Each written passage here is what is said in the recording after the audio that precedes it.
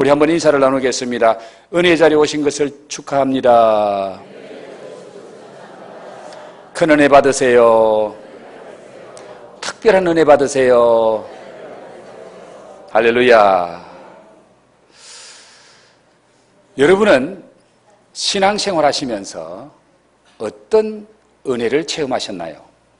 신앙생활을 좀 하신 분들은 다 은혜 체험의 경험들이 있을 것입니다. 그래서 많은 분들은 나는 이런 은혜를 받았습니다 하고 간증도 합니다. 몇 년 전에는 우리 교회 표어가 간증이 있는 삶을 살고 간증하는 삶을 살자라는 표어를 몇 년 동안 했습니다. 여러분, 우리의 신앙생활에 있어서 영적인 체험은, 은혜의 체험은 너무너무 중요합니다. 특별한 은혜의 체험이 많을수록 그만큼 우리의 신앙은 견고하고 흔들리지 않고 더 힘있는 신앙생활을 할 수 있기 때문에 그렇습니다. 그러므로 신앙인은 체험이 많아야 합니다. 기독교는 철학이 아닙니다. 기독교는 종교적인 의식이 아닙니다. 기독교는 살아계신 하나님을 인격적으로 만나는 것이 기독교입니다. 오늘 교회는 하나님을 인격적으로 만난 사람들에 의해서 시작되었고 하나님을 인격적으로 만난 사람들에 의해서 전해졌고 지금도 하나님을 인격적으로 만나고 신앙에 체험한 그 사람들을 통해서 교회가 영위되고 있고 움직이고 있고 하나님의 역사가 일어나고 있습니다. 하나님을 지식으로 아는 것과 내 인격적으로 하나님을 만나고 체험하는 것은 너무나 큰 차이가 있습니다. 오늘 저와 여러분이 함께 읽은 이 말씀은 예수님께서 세 제자를 데리고 밤에 높은 산에 올라가셔서 그 밤에 그 높은 산에서 제자들에게 어떤 새로운 은혜, 특별한 은혜를 받게 하는 그런 모습을 오늘 저와 여러분이 함께 읽은 말씀에서 보게 됩니다. 예수님께서 세 제자들을 왜 높은 산, 우리가 흔히 말하는 변화산으로 데리고 올라가셨을까? 우리가 한번 깊이 생각해보지 않을 수 없습니다. 예수님이 12제자 중에 세 제자만 특별히 데리고 그것도 한밤에, 밤에 작은 야산이 아니고 높은 산에 올라가십니다.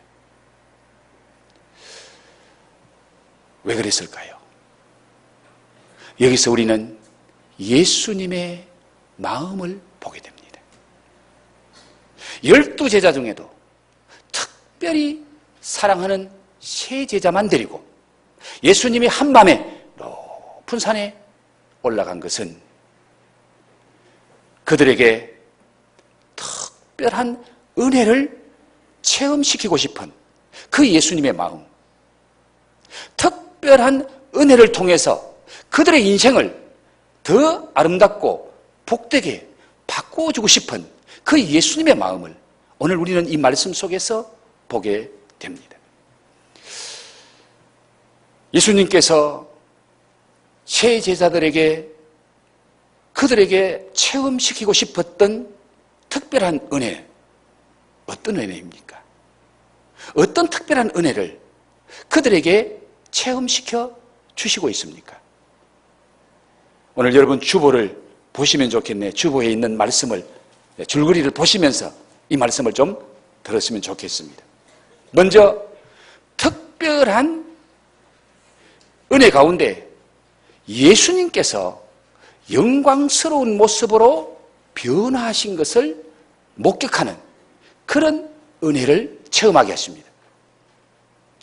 지금까지 그들은 예수님 곁에 있었습니다. 예수님과 함께 사역했습니다. 예수님의 말씀을 많이 들었습니다. 그런데 우리 예수님은 그 세 제자를 데리고 높은 산에 올라가셔서 그것도 한밤중에 예수님이 신령한 모습으로 영광스러운 모습으로 변화된 그 모습을 제자들에게 보여주십니다. 지금까지 한 번도 보지 못한 예수님의 모습. 그 모습은 오늘 성경 말씀에도 나와 있습니다마는 용모가 변화되고 그 옷이 휘어져 광채가 나더라. 예수님의 용모만 변화된 것이 아니라 예수님의 입고 있는 옷이 휘어져서 세상에서 세탁하는 사람이 그렇게 희게 세탁할 수 없을 만큼 그렇게 흰 광채가 나는 이 모습을 제자들이 직접 거기서 보고 체험하게 되는 거예요. 바로 이것은 예수님이 인간의 몸을 입고 이 땅에 오시기 전에 하나님으로서 존재하실 때의 예수님의 모습입니다. 하나님의 본체적인 모습, 본질적인 신령한 모습을 이 변화산에서 세 제자에게 예수님이 보여주셨습니다. 이 세 제자가 이 신령한 모습, 변화하신 예수님의 모습을 그날 밤 보았을 때에 그 모습, 그 영광스러운 모습 앞에 그들이 압도를 당합니다. 그래서 성경에 보면은 그들이 두려움에 완전히 까무라쳐 버렸어요. 그래서 다른 곳에서는 보면 예수님이 와서 그들을 흔들어 깨웁니다. 그렇게 압도될 만큼 그들은 예수님의 신령한 모습을 그 변화산에서 체험하는 거예요. 그리고 두 번째로는 또 어떤 특별한 은혜를 체험하게 됩니까? 모세와 엘리야와 예수님이 나타났어요.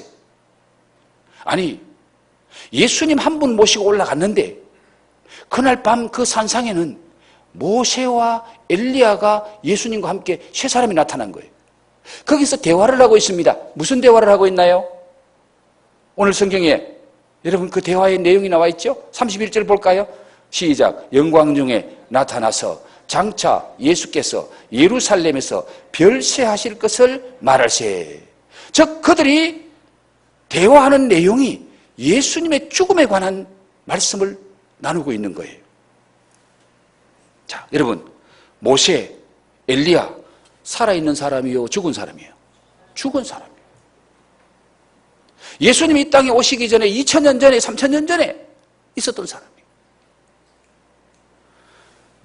그런데 그분들의 죽음은 또 특별한 죽음이었습니다. 엘리야는 죽음을 보지 않고 산채로 하늘나라로 승천했고, 모세도 죽긴 죽었는데 어떻게 죽었는지 하나님이 데려감으로 시체도 못 찾고 죽는 모습을 본 사람은 아무도 없습니다.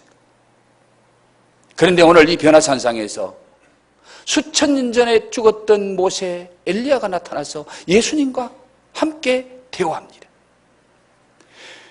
모세는 어떤 사람입니까? 하나님께로부터 직접 율법을 받아서 하나님의 말씀을 받아서 이스라엘 백성들에게 가르친 사람이고, 엘리야는 구약에 있는 모든 선지자들의 대표격입니다. 가장 능력 있는 선지자가 엘리야였습니다. 모세와 엘리야는 구약 성경의 모든 것을 대표하는 사람, 즉 모세와 엘리야가 그 자리에 나타나서 예수님과 대화한다는 말은 모세를 통해서 엘리야를 통해서 선지자를 통해서 말씀하신 메시아, 그분이 바로 예수라는 것을 여기서 보여주고 있는 거예요. 그 예수님과 대화하면서 예수님의 죽으심에 관한, 예수님의 별세에 관한 말씀, 즉 그들의 지금까지 말한 그 모든 구약 성경, 오실 메시아, 오실 예수에 관한 그 말씀의 주인공이 예수님일 뿐만 아니라 그 예수님이 이 땅에 오신 것은 죽으러 오셨다는 거예요. 십자가에 못 박혀 죽으러 오셨는데 그 죽음에 관해서 함께 얘기하고 있더라. 그 죽음을 성경 원어로 말하면 엑소도스라 그럽니다.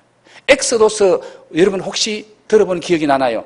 출애굽할 때, 애굽에서 나올 때에 엑소도스 했다.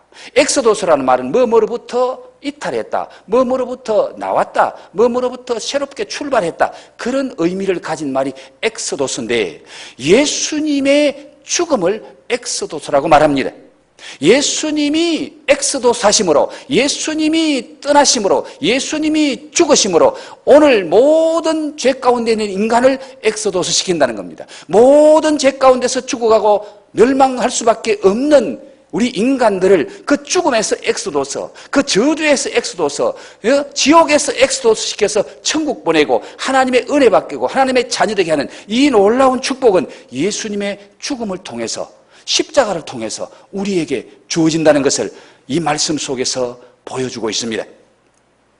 그래서 예수님의 죽음으로 말미암아 오늘 저와 여러분이 구원받고 하나님의 자녀가 되고 하나님의 축복을 누리는 이 복된 은혜를 받게 되었다는 것을 오늘 그들이 먼저 체험하도록 우리 주님이 세제자를 데려갑니다. 그리고 또 어떤 체험을 합니까? 하나님의 음성을 직접 듣는 특별한 은혜를 체험합니다. 어떤 음성을 듣지요? 오늘 성경 말씀에 보니까 35절 볼까요? 구름 속에서 소리가 났어 이르되 이는 나의 아들 곧 택함을 받은 자니 너희는 그의 말을 들으라. 이는 나의 아들이다. 예수님을 가리켜서 하나님의 음성이 들리기를 나의 아들이고 나의 택함 받은 자니 너희는 그의 말을 들으라. 이 말씀을 똑같은 사건인데 마태복음 9장에서는 좀 더 풀어서 세밀하게 말씀하고 있습니다. 이는 내 사랑하는 아들이요. 오늘 여기서 내 아들이라고 그러는데 거기서는 내 사랑하는 아들이요. 내 기뻐하는 자라 라고 말합니다. 하나님의 음성을 변화산에서 세 제자가 직접 듣는데 그 음성이 바로 예수님에 관한 음성입니다. 예수님은 하나님의 사랑받는 하나님의 아들일 뿐만 아니라 하나님이 너무너무 기뻐하는, 예수님 때문에 하나님이 너무너무 기뻐하는 하나님의 아들, 하나님의 사람이라는 겁니다. 그러면서 너희는 그의 말을 들어라. 너는 예수 말을 들어라. 그렇게 하나님이 말씀하고 계십니다. 사랑하는 성도 여러분, 오늘 예배하는 저와 여러분에게도 이런 음성이 들리기를 주의 이름으로 축복합니다. 너는 내 사랑하는 사람이다. 너는 내 사랑하는 딸이다. 너는 내 사랑하는 아들이다. 너를 내가 너무너무 기뻐한다. 너 때문에 내가 너무너무 좋다. 이런 음성, 개인적으로 여러분 마음속에 이런 주님의 음성이 들리기를 주의 이름으로 축복합니다. 어느 동네에 목사님 한 분은 동네에 나가 사람을 만나면은 항상 샬롬이라고 인사를 합니다.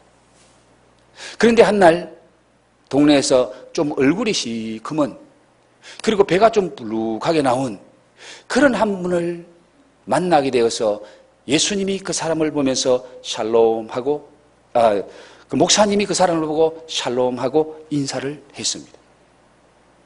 그런데 그 인사를 들은 이분이 그 다음 주일 교회에 온 거예요. 한 번만 온 것이 아니라 그 다음 주일 또 교회를 오고, 그래서 석 달 동안 교회에 와서 예배를 드리고 일찍이 나가고, 예배를 드리고 일찍이 나가고, 그렇게 해서 석 달 동안 교회를 잘 나왔어요. 그런데 석 달이 지난 후에 그분이 예배 마친 후에 기다리고 있다가, 목사님, 제가 목사님하고 식사 한번 하고 싶은데 목사님 시간 좀 내주실 수 있나요? 그렇게 목사님에게 물었습니다. 그때 자기 교회에 석 달 동안에 와서 말없이 예배드리고 가는 그분이 얼마나 귀합니까? 그래서 아이고 그러시면 제가 시간을 내야죠. 그래서 음식점에서 두 분이 만나서 대화를 하는데 이분이, 목사님, 제가 석 달 전에 목사님을 길가에서 만나서 그때 목사님이 저를 향해서 샬롬하는 그 말을 듣고 제가 그 다음 주부터 교회에 나갔는데 오늘이 석 달이 지났습니다. 사실 나는 인간적으로 성공하는 삶을 살았다고 생각하는 사람이고, 제가 사업을 해서 돈도 좀 꽤 많이 벌었고, 저희 가정 걱정 근심 없고, 우리 가족들 다 잘 살고 있고, 그래서 나는 성공한 사람이요, 우리 가정은 참 복받은 가정이다, 그렇게 생각하며 살아왔는데 어느 날 갑자기 자꾸 몸이 깔아지고 힘이 떨어지고 배가 불러오더니 얼굴이 시커멓게 변하더라는 거예요. 그래서 하도 컨디션이 좋지 않고 해서 병원에 가서 검진을 했더니 결과는 간암 말기라는 판정을 받았어요. 간암 말기라는 판정을 받으니까 그 의사가 하는 말이 길면은 3개월입니다. 예, 준비하시라고. 그때부터 가족들도 너무너무 힘들고 또 주위에 아는 친구들도 그를 보면서 3개월밖에 남지 않은 인생, 죽을 수밖에 없는 사람, 병원에 갔다 오고 난 뒤에 가족을 만나도 친구를 만나도 나는 죽을 사람이야. 나는 죽을 사람이야. 그 생각만 든다는 거예요. 그래서 너무 힘들었는데 그날 목사님이 저보고 살롬 그 인사를 하시는데 그 말씀을 하시는데 그 말을 딱 들으니까 아니 나는 죽을 놈이라고 생각하는데 목사님 내보고 살롬이라 그러네? 살롬이라 그러네? 근데 집에 와서 그때부터 자기 마음속에 너는 살롬이야, 살롬이야. 그 소리가 자꾸 자기 마음속에 들리는 거예요. 그래서 그 다음 주일날 모든 사람이 내보고 죽을 놈이라고 생각하는데 내보고 살롬이라고 말하는 저 목사가 있는 교회에 내가 한번 가봐야지. 그 가서 내가 한번 나도 예배 참석해봐야지. 그래서 석 달을 그 교회에 나오고 목사님 오늘 이 병원의 의사가 내보고 석 달밖에 못 산다. 길게 살아야 석 달이라고 했는데 그날이 지나갔습니다. 목사님 살롬 소리 듣고 내가 살아버렸습니다. 그날부터 내 마음속에 죽을 놈이 아니라 살롬, 살롬.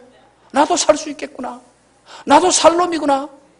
그러면서 생각하고 와서 예배 드리면 마음이 편안해지더라는 거예요. 여러분 살롬이 무슨 뜻이에요? 샬롬, 평강, 평안. 하나님이 주시는 평안이 샬롬인 줄 믿습니다. 그런데 이분은 샬롬이 아니라 살롬으로 느끼는 거예요. 살롬, 살롬. 예? 생각만 해도 자꾸 살롬, 살롬 그러니까 아하, 내가 살겠구나. 그때부터 마음에 평안이 오고 정말 샬롬의 은혜가 그의 마음속에 임하니 마음도 편하고 몸도 회복되고 그래서 죽는 기한이 3개월인데 3개월 넘기고 너무 감사해서 그 목사님하고 식사를 하면서 고백하고 간증했더라는 거예요.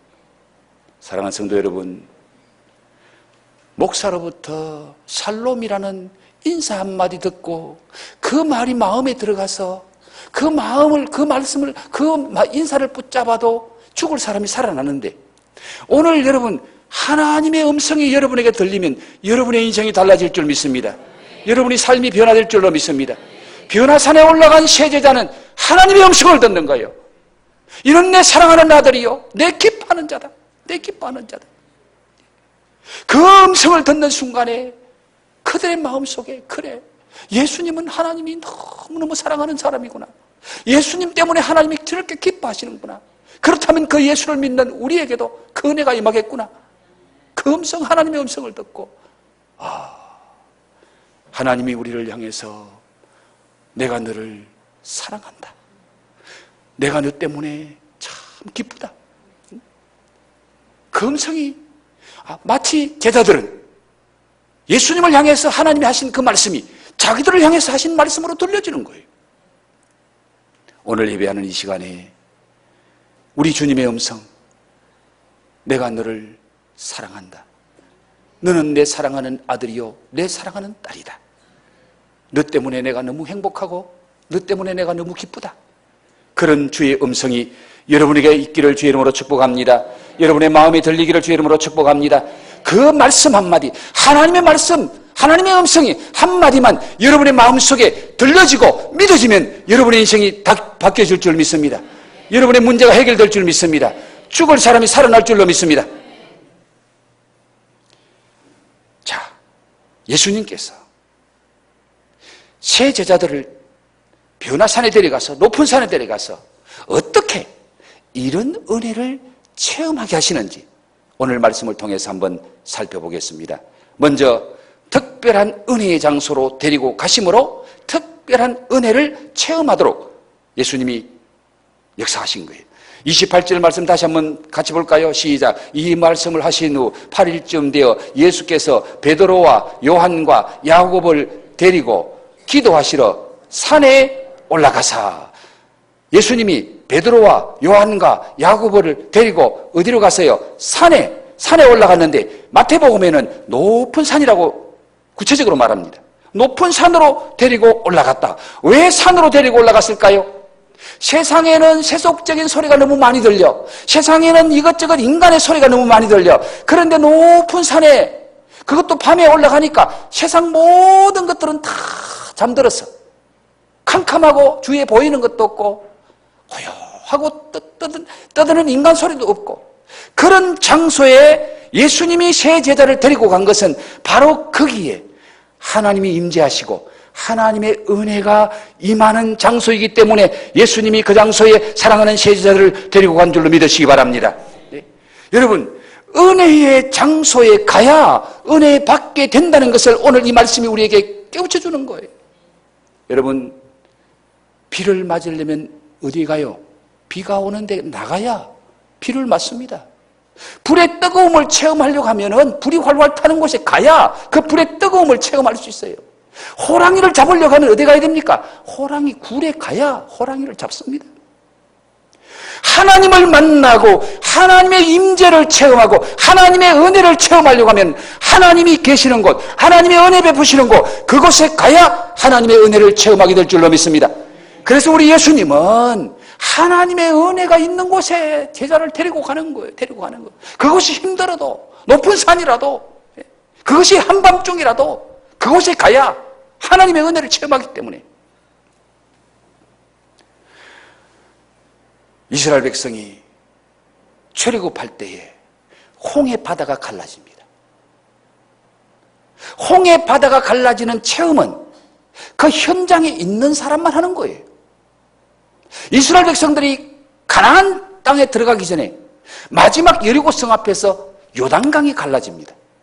요단강이 갈라지는 것을 체험한 사람은 누구? 거기에 간 사람만 요단강이 갈라지는 체험을 하죠.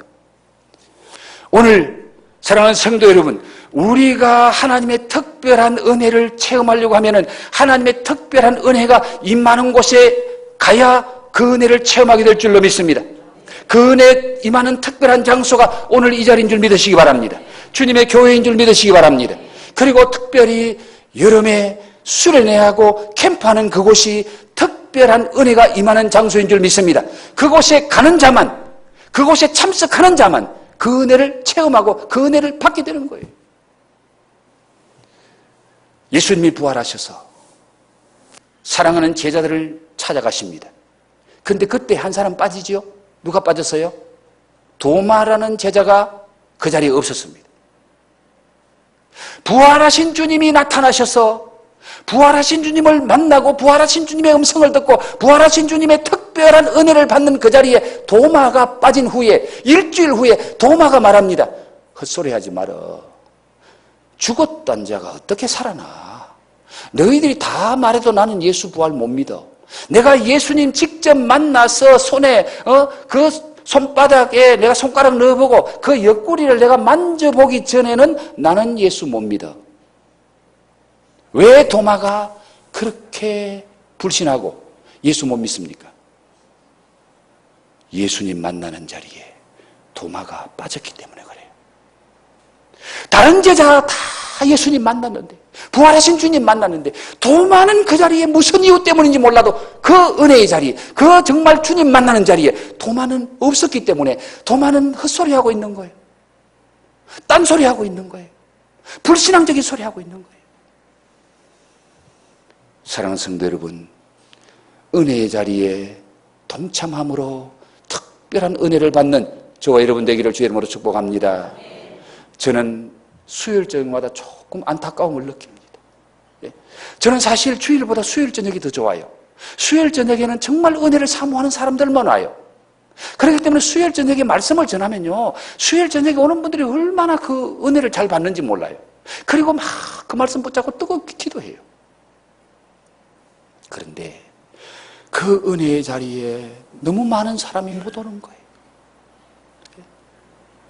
여러분 부탁합니다. 은혜의 자리에 가야 은혜를 받습니다. 변화산에 가야 변화산의 은혜를 체험하는 거예요. 수요일 저녁에 말씀 듣고 기도하는 그 시간이 정말 은혜 받는 자리요, 새로운 은혜, 하나님 특별한 은혜를 주시는 자리인데 거기에 너무너무 많은 분들이 못 와요. 특별히 우리 중직자들 그 자리에 못 나와서 늘 제 마음이 아파요. 제 마음보다 우리 주님이 얼마나 더 은혜 주고 싶은 주님의 마음이 얼마나 더 아플까. 이 자리에 와서 말씀 듣고 기도하면 은혜 줄 텐데, 예?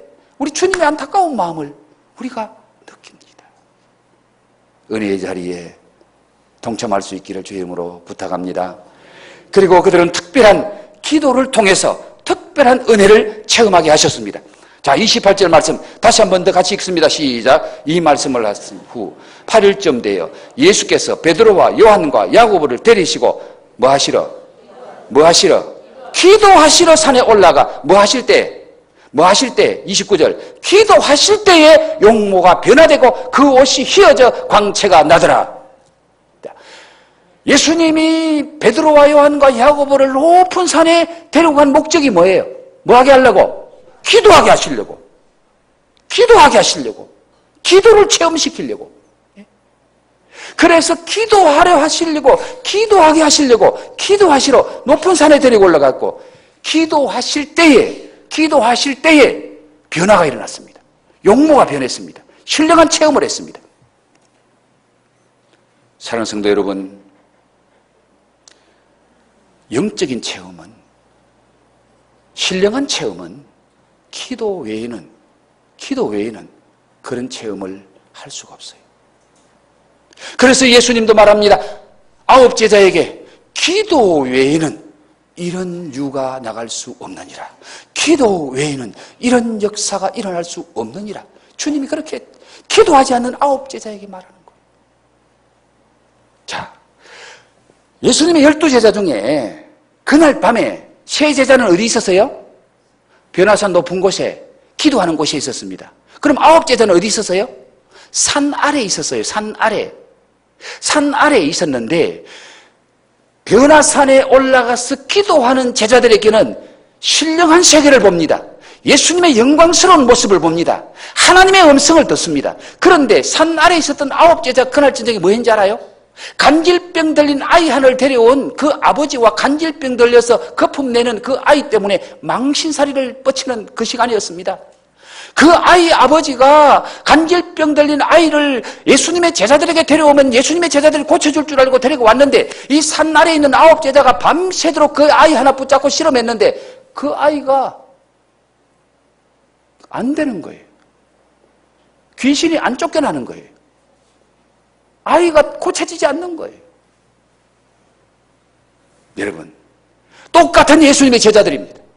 그러나 기도의 자리에 있었던 제자들은 신령한 것을 체험하고 하나님의 음성을 들었는데 기도하지 않는 9 제자는 정말 무능한 제자, 많은 사람들로부터 망신당하는 그런 제자가 됐다는 것을 여러분 오늘 성경이 우리에게 말씀해 줘요. 예? 목사라고 장로라고 예수 20년 30년 믿었다고 신령한 은혜, 신령한 체험하는 거 아닙니다. 어떤 자에게 신령한 체험이 만다고요? 기도하는 자에게 기도하는 자리에 있을 때 하나님의 역사가 체험하게 됩니다. 어떤 교회에 집사님 한 분이 중한 병을 앓게 됐습니다. 그래서 병원에 가도 의사들이 가능성이 없다고 말합니다. 현재 의술로는 어떻게 할 수 없다라는 판정을 받았습니다. 그 집사님 마음속에 이제 마음에 결단할 때가 왔습니다. 아, 나는 죽어야 되는구나.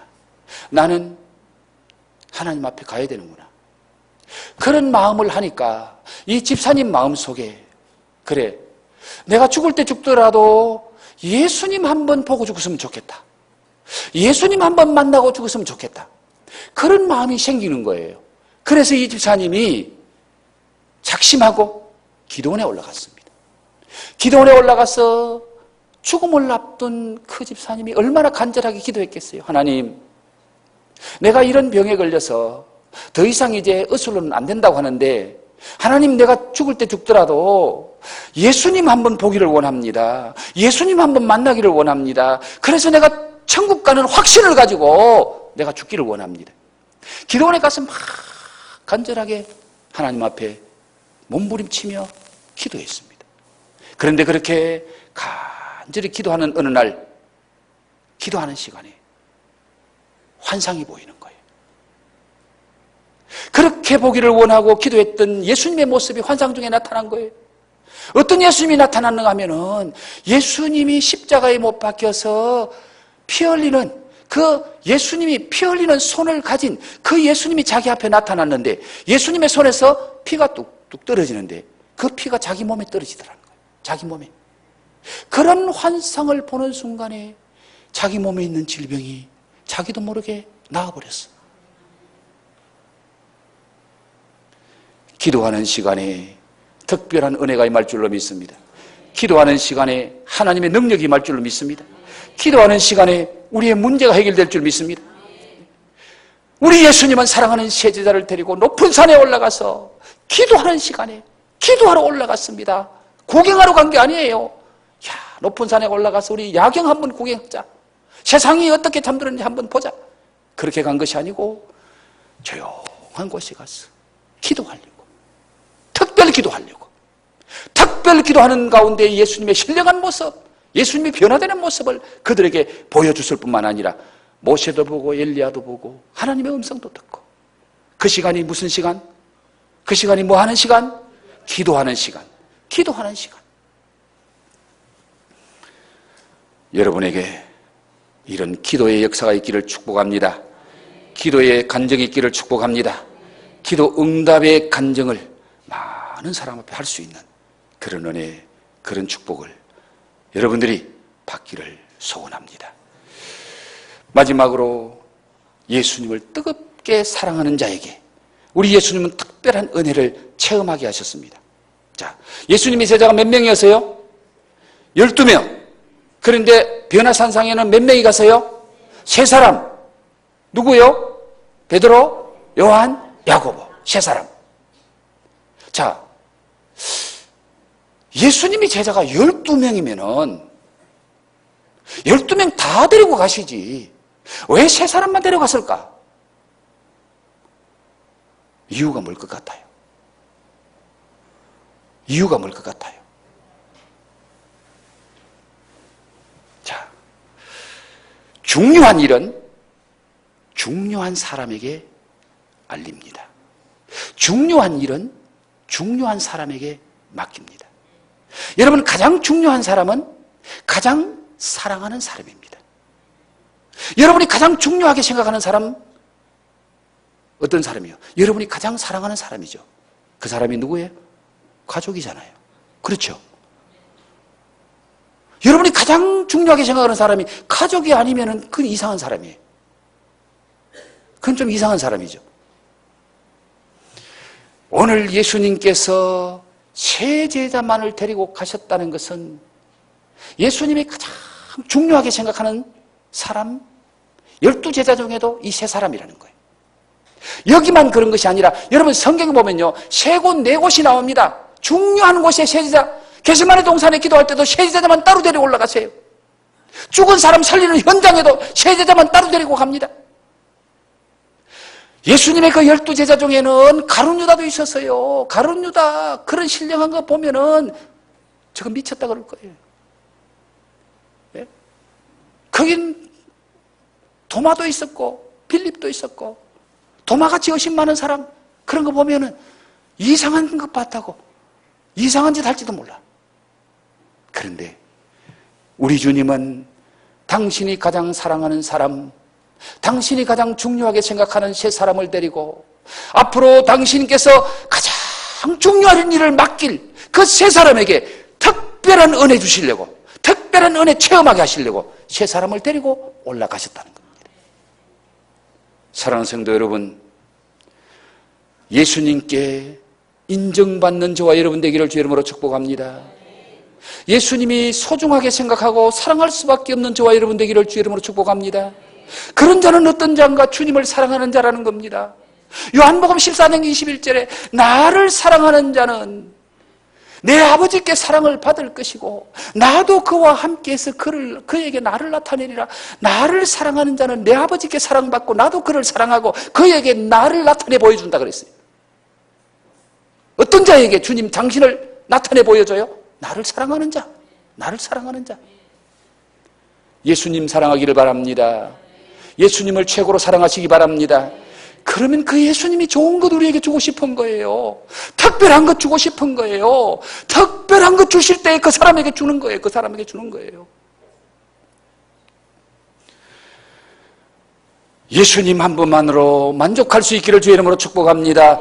예수님 한 분 있으면 다 있는 거예요. 예수님 한 분 없으면 모든 것 다 잃어버린 거예요. 그 예수님 사랑. 예수님을 사랑하는 자, 나를 사랑하는 자는 내 아버지께 사랑받고 나도 그를 사랑하여 그에게 나를 나타내리라. 내 모든 것 다 줄 거야.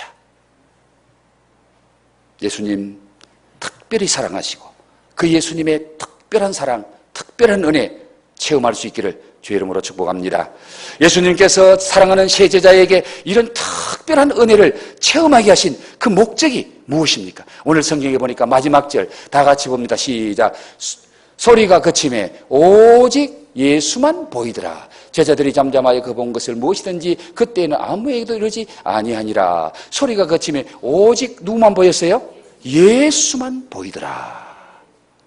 오직 예수. 다른 것은 다 보이지 않고 예수만 보이는 거예요. 조금 전에는 모세도 보였습니다. 엘리야도 보였습니다. 그런데 주님의 음성 듣고 하나님의 음성 듣고 눈을 떠보니까 누구만 보였어요? 오직 예수만 보이더라. 은혜를 체험한 자는 예수만 바라보게 될 줄 믿습니다. 은혜를 체험하면 체험할수록 세상과 나는 간 곳 없고 구속한 주만 보이네. 여러분, 은혜를 체험하면 주님이 보여야 돼요. 아직까지 예수님하고 나 사이에 무언가 다른 것이 끼우고 다른 것이 왔다 갔다 하고 모세가 왔다 가고 엘리야가 왔다 갔다 하면은 아직까지 주님만 바라보지 못하는 상태입니다. 주님과 나 사이에 무엇이 끼어도 안 된다는 거예요. 거기는 돈이 끼어도 안 되고 명예가 끼어도 안 되고 거기는 자식이 끼어도 안 되고 부모가 끼어도 안 되고 주님과 나 사이에 아무것도 끼우면 안 되고 오직 누구만 보여야 돼요? 예수. 이런 은혜가 있기를 축복합니다. 은혜 받으면 예수만 보입니다. 은혜 받으면 예수만 의지합니다. 은혜 받으면 예수의 음성만 들립니다. 은혜 받으면 예수의 음성에 순종하는 사람이 됩니다. 그런 은혜 여러분에게 주실 줄 믿습니다. 그래서 여러분의 인생이 주와 함께하는 인생, 오직 주님 한 분으로 만족하는 인생, 여러분의 인생이 행복하기를 주의 이름으로 축복합니다.